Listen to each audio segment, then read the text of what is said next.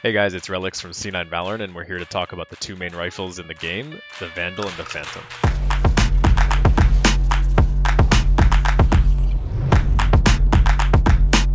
So the rifles, of course, are the main weapons used in VALORANT.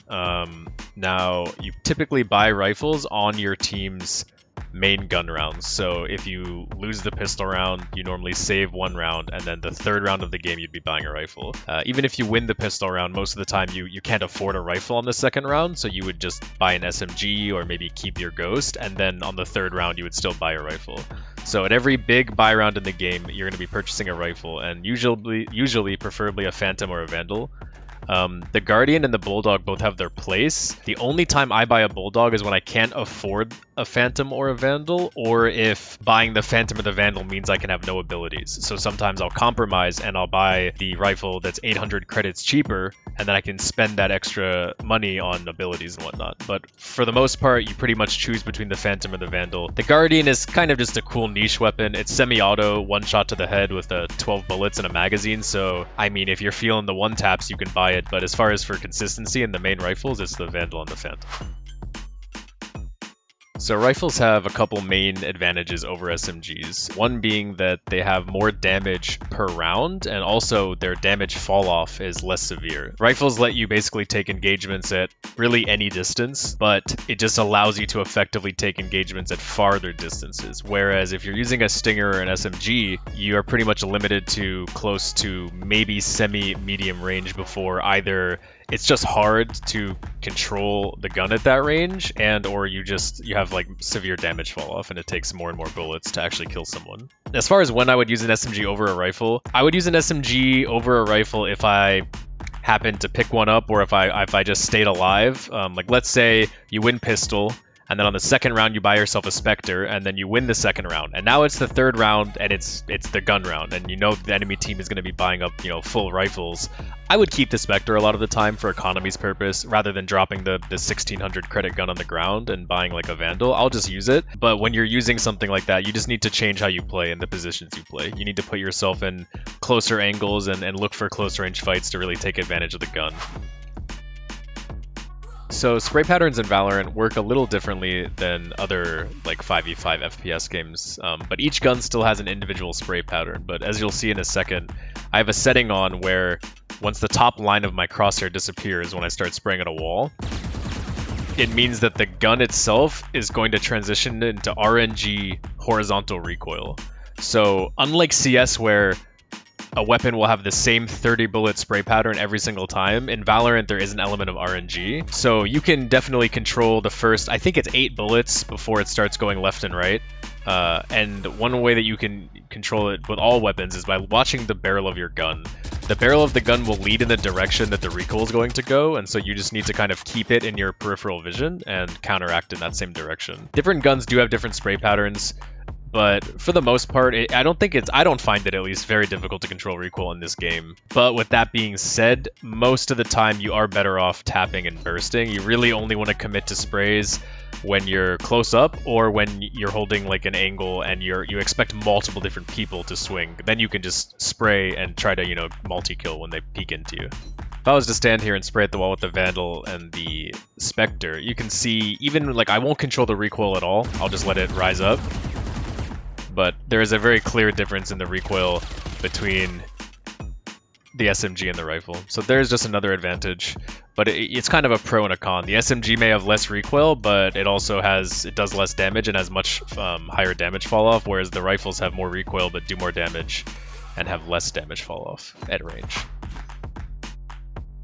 So first we're going to talk about the Phantom. It is the silenced rifle of VALORANT. It's sort of VALORANT's equivalent of the silenced M4 from CS, where the Vandal is the AK. But the Phantom costs 2,900 credits, same as the Vandal. It has a fire rate of 11 rounds a second with 30 bullets in a magazine, and it actually has different damage fall-off ranges, which makes it a different rifle because the Vandal only has one.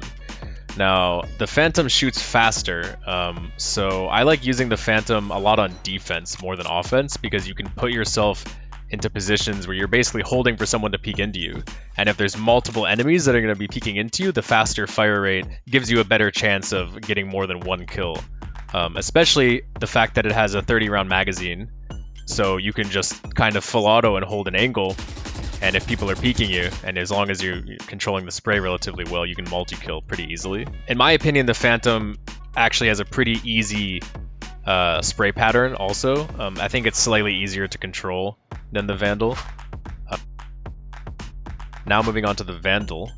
Pretty much the AK of Valorant. It is also 2900 credits, same as the Phantom, and it has a fire rate of 9.25 rounds a second, with a magazine capacity of 25. And as you can see here, it has no damage fall off. The Vandal damage is the same from 0 to 50 meters. Now, what this means is you're trading off slightly lower fire rate and 5 less bullets, but your damage will be consistent at any ranges. So often on attacking side, I will opt for the Vandal, simply because I have to take the engagements. I can't decide if I'm going to fight the guy really close or if I'm going to peek and he's going to be 30 meters away from me. So guaranteeing the fact that I have a one-shot headshot at any range on attacking side, to me, is more advantageous than using the Phantom. But it is a preferential thing, and you'll still see people using both. Now, the Vandal has a slightly more erratic spray pattern than the Phantom, in my opinion, maybe because it's unsuppressed, but it also has 5 less bullets, so you don't spray as long with it if you're really committing to a spray. Without controlling it, you can see that it begins the RNG horizontal recoil at the top. So pretty much with both weapons, you just want to pull down for the first 8 bullets of the vertical recoil, and then if you're really committing to the spray, just watch the direction that your barrel is going to pull and pull in the opposite direction if you want to keep it centered. Like I said previously, as far as side preference, I do prefer using the Phantom on defense than on offense, and that's mostly because of the lack of one-shot potential at range. So on offense, if you use a Phantom, like let's say that you were peeking a defender here at long B and you swung back there, and this guy is a Vandal, and you both headshot each other, he's going to one-tap you, and you're going to dink him because of the Phantom's damage fall-off, where as you can see, it does lethal damage from 0 to 15 meters and one shot to the head, but from 15 to 30, it starts doing 140, and then from 30 to 50, it does 124. So the big advantage of using the Vandal over the Phantom is the fact that you have one-shot headshot potential at any range. Its strengths lie in its faster rate of fire and the fact that it has 5 more bullets in the magazine. So I think it's better for defending because, like I said, you can control the angles you fight. You can make sure that you aren't really taking engagements past 15 meters, so you'll always have the one-shot headshot potential. And the 5 extra bullets, along with the faster rate of fire, I think, make it a better weapon for defending. With that being said, that doesn't mean you can never buy the Phantom on attack. I think that which rifle you choose is also slightly agent dependent.